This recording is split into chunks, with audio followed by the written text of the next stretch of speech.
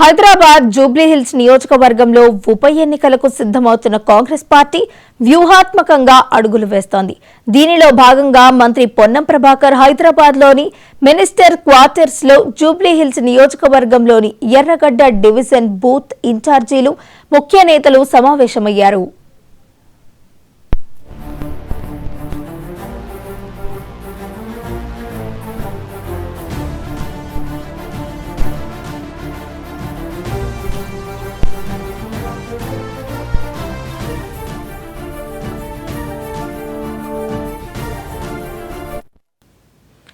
ఉప ఎన్నికల్లో కాంగ్రెస్ జెండా ఎగురవేయాలని, అభ్యర్థి ఎవరైనా పార్టీ గెలుపు కోసం ఐక్యంగా కృషి చేయాలని మంత్రి పిలుపునిచ్చారు.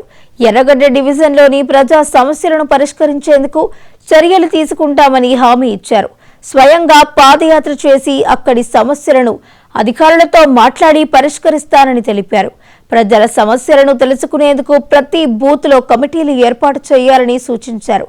గత 10 ఏళ్లుగా పెండింగ్ లో ఉన్న రోడ్లు, నాలల అభివృద్ధి పనులను త్వరలో పూర్తి చేస్తామని మంత్రి పొన్నం ప్రభాకర్ హామీ ఇచ్చారు.